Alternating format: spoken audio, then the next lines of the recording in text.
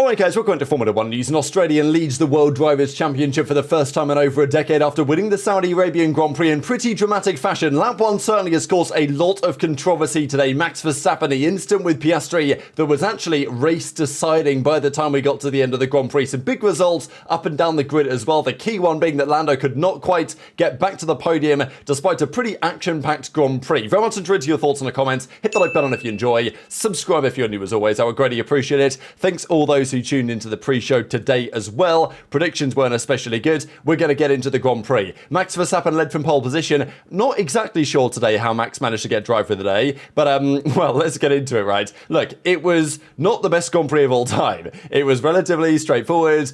It was, it was pretty foregone conclusion in many respects what was going to happen here, but there were certainly some controversial moments, and this is the first. Into turn one, Piastri gets a sensational launch off the line, and he has the lead into turn one. Here he is on the inside, gets to the apex of the corner first, and decides that he is not going to give Max any room on the exit. Now, this is very hard racing, and he gives Max no room at all.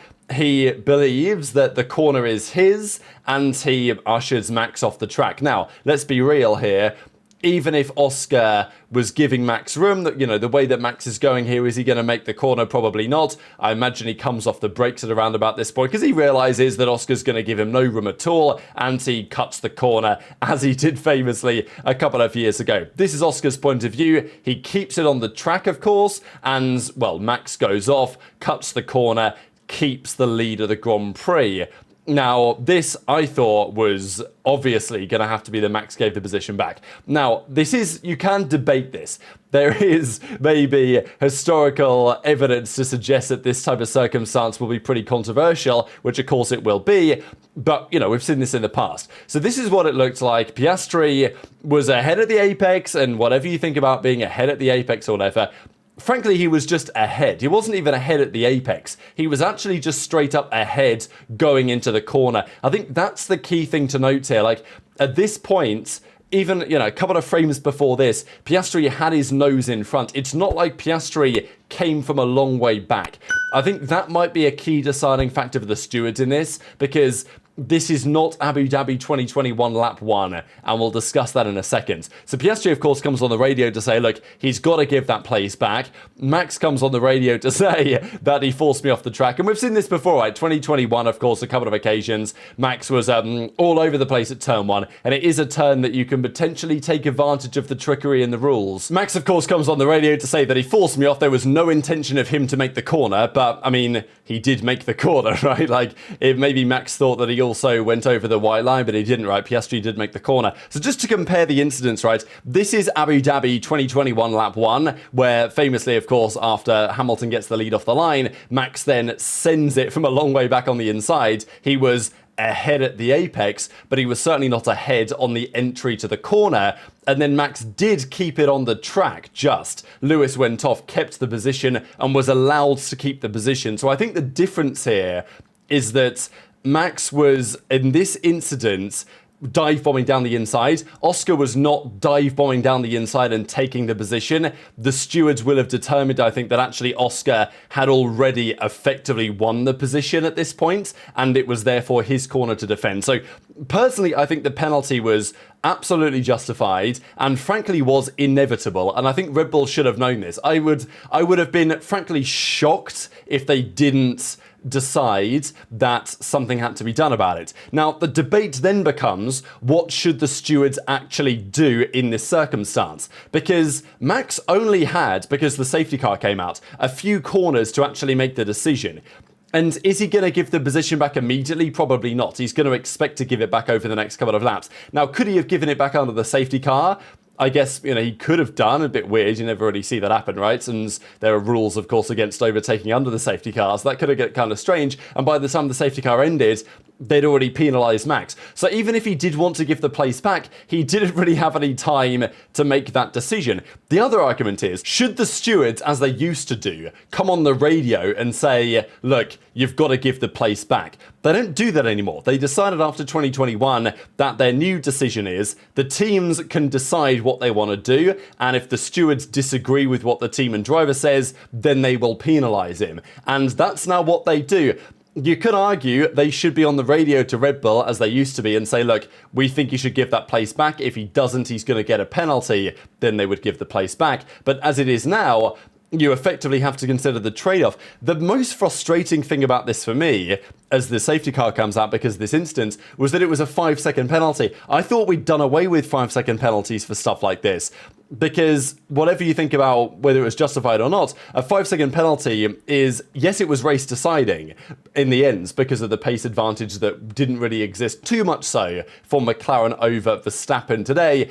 But it's mainly because the 5 seconds is worth the hit. Verstappen leading with no dirty air was easily worth 5 seconds of race time, right? 10 seconds is a very different story, but 5 seconds, it was absolutely worth it for Max to just take that on the chin. And even if he knew that he was getting the pen, he might have felt it was worthwhile taking it anyway if it's only going to be 5 seconds. That was the problem as far as I'm concerned, because it doesn't disincentivize what Max did, because he's like, well, yeah, 5 seconds, okay, bloody lovely, or whatever he said over the radio, and then just keep the position and gain the advantage of having the dirty air around a very challenging circuit for that indeed. Unfortunately, we couldn't see Yuki's pace today. This was a really tricky moment. I mean, look, there's always going to be first lap instance at turn 4. It's just such a tricky corner. Gasly was around the outside. Both of them were entitled to the space. If I had to put it on anyone, it's technically on Yuki, right? Because he was just, you know, he understeered a little bit and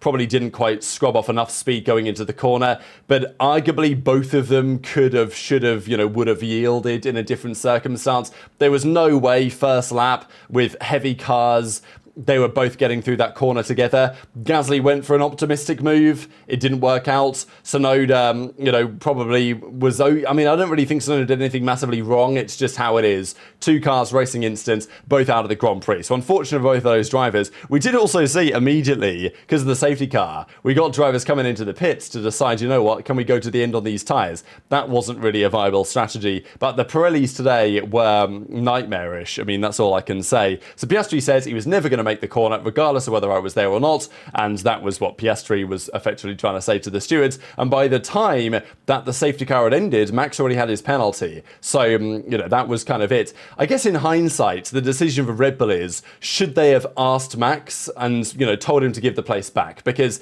in the end, that probably costs him the race. If he gives the position back and says, you know what, okay, whatever, Oscar, you got me off the line, I'm now P2. Max probably had the pace today to still win. And because of the 5-second penalty, he dropped behind Piastri after the pit stops, and there was simply no opportunity really to do so. So Max gets the penalty. Lots of debate on this. We've already discussed it, of course. And this I thought was pretty funny. So Max comes on the radio to say...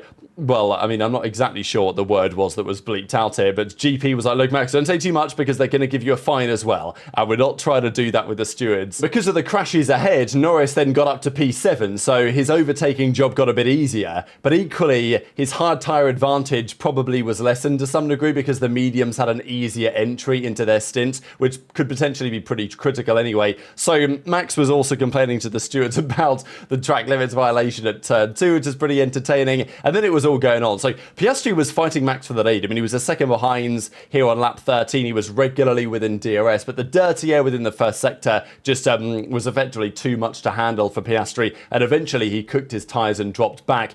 And that was a mega moment for Max in terms of trying to win the race. There was a big battle between Lando and Hamilton. It was frustrating to hear the commentators not realise that the new DRS detection point is after the final corner to discourage all these DRS games. So if you're leading into the final corner, you will not get DRS on the straight, whatever kind of chicken games you played on the entry. Lando either didn't realise this, or again, look, this is a critical moment of the Grand Prix, and people aren't really going to talk about it, but Norris probably lost about 5 seconds of race time here in this battle with Hamilton. And had he got his racecraft right on the first attempt, he beats Leclerc for the podium today. And look, who knows? Maybe that 3 points at the end of the championship battle is what determines the fact that he loses to Piastri. I can't see the future. But what I am saying is that Norris's racecraft again let him down today, because it took him 3 bites of the cherry to get Hamilton. Hamilton did well defending, right? He was allowing Lando to take the lead into the final corner, getting the DRS back and getting him on the straight. But Norris shouldn't really have allowed that to be possible, right? He should have managed it better the first time. And then he probably beats Leclerc and gets a podium today. So that was a critical moment for Lando, really. Eventually, he does get the job done. Hamilton, again, had a pretty woeful day. I mean, I'm sure that he's learning and understanding and developing, what he can try and feel in the car. But there was clearly a better result on the table today for Hamilton, which was left on the table because, man, Leclerc, to me, Leclerc was clearly driver of the day. I don't think there's any doubt about that. Or maybe there's some other performances up and down the grid that were impressive. But Leclerc's performance today was absolutely masterful. And I'm not really sure how he didn't get driver of the day, to be honest. But anyway, that's just my opinion. You guys may disagree. Hamilton was getting the radio messages to say, hey, Max is doing a 33.7. He's like, I don't care about that. Like, give me the cars around me, Antonelli, Norris, etc., etc. So Piastri comes into the pits on lap 20 because his tyres were basically dead at this point. And Russell's tyres, that Mercedes, look, at this point in the championship, it's a tyre degradation championship on some level, and the Ferrari, despite not having much grip, it does look after its tyres. Certainly Leclerc and even Hamilton, to be fair, did a reasonable job of that.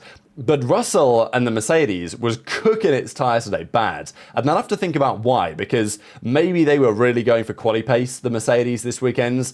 But I thought they'd be stronger in the race, but their tyres were just falling off a cliff in both stints. Again, a one-stop. I was really hoping that it wasn't going to be a one-stop. I thought that they were going to be able to two-stop this race, or thought that they might be forced to two-stop the race. But no, even with the step softer from Pirelli, the medium tyres were still absolute, it's an absolute masterclass on those tyres. And I don't know, Pirelli really annoy me as a tyre manufacturer. Like, the tyres are just often the worst of both worlds.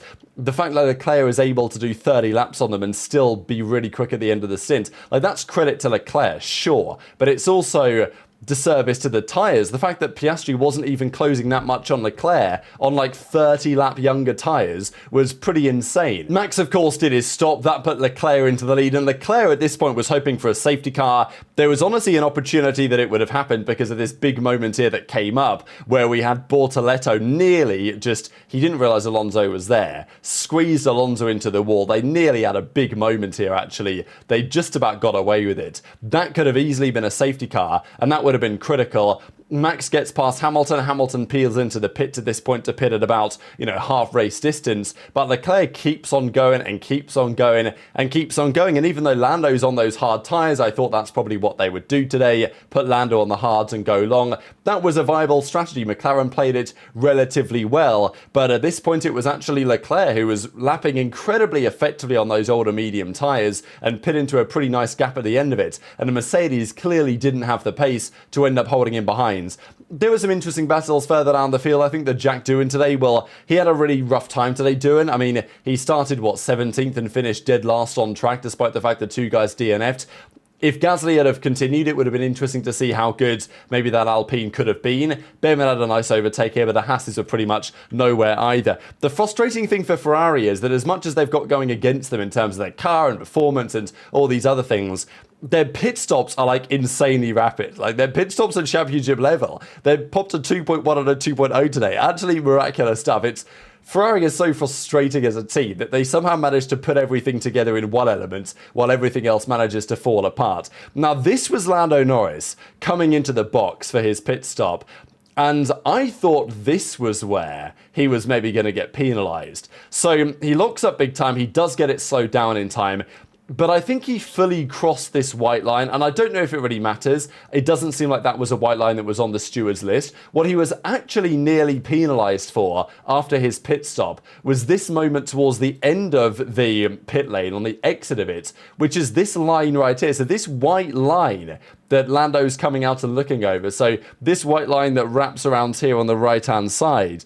If you touch that with your right wheel, you know, it's in the race director's note that you're not allowed to cross it. Now, he didn't cross it. He only briefly touched it. So it was no big deal. Lando got away with it. But that would have been like a classic Lando moment to have done all the hard work on the first stint, get pit into a nice gap, maybe take some unnecessary risk at this point, because it's not like he was fighting Max for the win, right, or Oscar for the win. He was just trying to recover as best he could.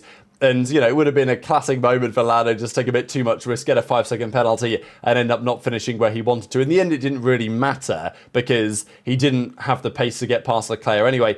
Leclerc, though, was cooking at this point. Max was not able to really get any closer to Piastri, and I imagine there was some management going on from Piastri's side as well. Leclerc eventually does just such a great job to get past Russell. I thought it was mega what Leclerc was pulling off on the track today in that fray, which we know is a challenge car, and they pick up their first podium of the season in a regular Grand Prix. The sprint, of course, was notable. Lawson got a 10-second penalty. I'm not even 100% sure for what. I know that he did go off the track at one point in a battle that they had, but it wasn't a great day for him. And despite a good quali yesterday, it was Hadjar that scored the points. And that's the notable thing again, given that Arvid Lindblad is probably getting that seat next year. Norris eventually, no further investigation there, so he gets away with it. And Lando's closing in on Leclerc, right? I mean, the win was already set in stone at this point, but this was the key moment, really, where Lando, could he have got Leclerc for the podium? It was definitely on, and as I say, if not for that moment with Hamilton where he failed to overtake him 3 bites of the cherry, he probably gets Leclerc. I don't know if he does, because the dirty air was a problem. You know, maybe it would have still been a real battle. Leclerc would have defended for his life. So I'm not saying it was guaranteed, but I think that Lando can look at his Grand Prix and say, yeah, I went from 10th to 4th, and it was a good drive and decent points recovered, but it probably could have been better. I know Zach Brown before the Grand Prix said that a podium was definitely on. They were kind of expecting Lando to get up to the podium on some level.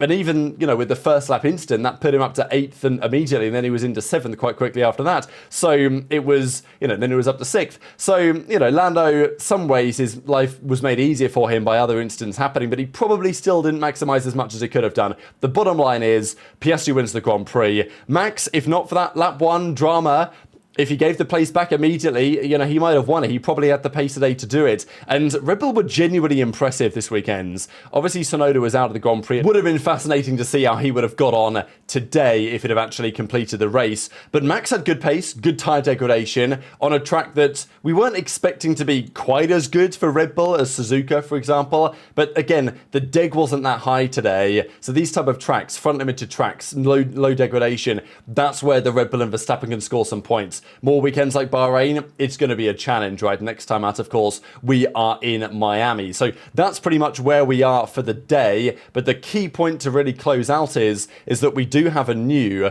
World Drivers' Championship leader. It was clear even before this weekend's that Piastri was the favourite for this year's World Drivers' Championship. He has now officially taken over the lead. Norris is at 89, Verstappen at 87. Russell's challenge today, if Mercedes can't get some upgrades, kind of fell away. But even then, if Piastri DNFs and Russell wins a Grand Prix, he's back within 1 point. So it's still potentially all to play for. Max clearly unhappy about everything that happened there, because in his post-race interview, he said that, look, I'd prefer to keep this short. Want to say a big thanks to the fans. So, you know, visibly frustrated, Max, about the way that turned out. But, yeah, look, enjoys the track. Miami last year, of course, was the scene of a very important occasion for Lando Norris in his Grand Prix career. But it is worth noting that despite how good last season was for Lando, not so much for Oscar at times, Oscar now has the same number of Grand Prix wins, I think, as Lando does, and that may not be set to change anytime soon. So frustrating for Max, I'm sure, but I think in hindsight, Red Bull will have a lot to debrief over, and Max, despite a very, very challenging Bahrain Grand Prix,